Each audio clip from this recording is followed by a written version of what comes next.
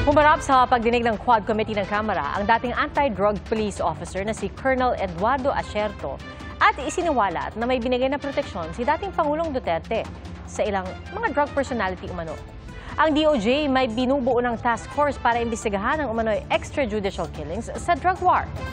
Saksi, si Tina Panganiban Perez. 7 taon na ang nakararaan, pero sariwa pa para kay Arsenia Chico ang sakit ng pagkawala ng 2 anak. Araw lang ang pagitan ng mapatay sila sa umano'y operasyon kontra droga. Tinaniman pa raw ng droga at baril ang isa sa kanila. Gusto ko po talagang lumaban. Gusto ko pong mabigyan ng katarungan yung pagkamatay nila.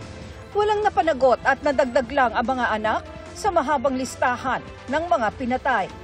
Pero pag-asa ngayon ang hatid para sa mga gaya ni Arsenia, ang binubuo ngayong task force ng Department of Justice para imbestigahan ang mga umano'y extrajudicial killings o EJK sa Duterte drug war. Ang PNP naman, hinahalungkat na rin ang record ng mga hindi nalutas na kaso ng patayan. Mabigat po ito na hamon po dahil we're talking about thousands of deaths no matter how long will it take. Talagang tatrabahuhin po natin.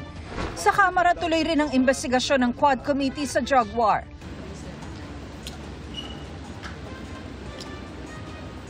Iyak na. 6 years na. Kanina napaiyak si dating Customs Intelligence Officer Jimmy Guban nang makaharap si dating anti-drugs police officer Colonel Eduardo Asierto.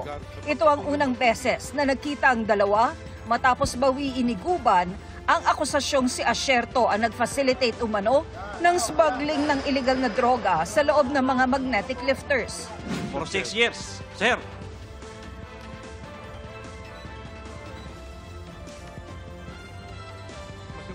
Sir, let's go to work. Salamat, Jimmy. Salamat. Ingat ka.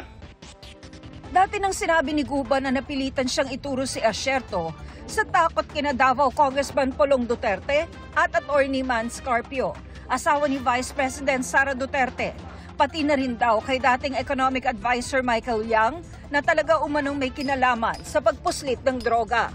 Sabi naman ni Asierto, isinumite niya ang intelligence report kay Nooy PNP Chief Bato de la Rosa, pero di raw ito pinansin. Nadiskubre namin yung proteksyon na ibinigay ni Pangulong Duterte sa 2 drug personalities na si Michael Yang at si Alan Lim.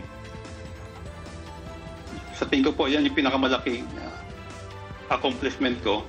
Kaya lang nga po is nalagasan ako ng 2 kasama ko. During that time, Mr. Chair, walang Michael Yang eh. Ang alam ko lang na sinabi ni Colonel Asierto is Johnson Chua, which is both. Talagang subject namin 2 yon.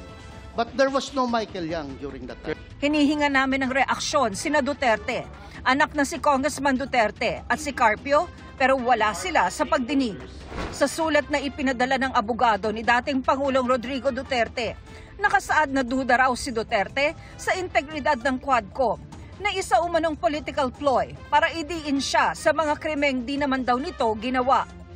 Nababahala rin ng dating Pangulo dahil pinipilit umano ng Quadcom na magsinungaling ang mga resource person nito. Pwede na rin daw manghingi na lang ang komite ng transcript ng kanyang mga sinabi sa Senado tungkol sa war on drugs dahil marami na siyang nasabi roon. Hindi nakapagpigil ang ilang chair ng Quadcom ng Kamara sa mga batikos ng dating Pangulo at mga kaalyado nito. Gayong wala naman daw bahid politika ang kanilang investigasyon. Enough! Enough with the gaslighting! Enough with the destruction! Enough with the squid tactics! Giit pa ng Quadcom, wala silang pinipilit. Forced admissions in any way was never part of Quadcom. We may not have extracted yet the information fully from them, but we never put words in their mouths.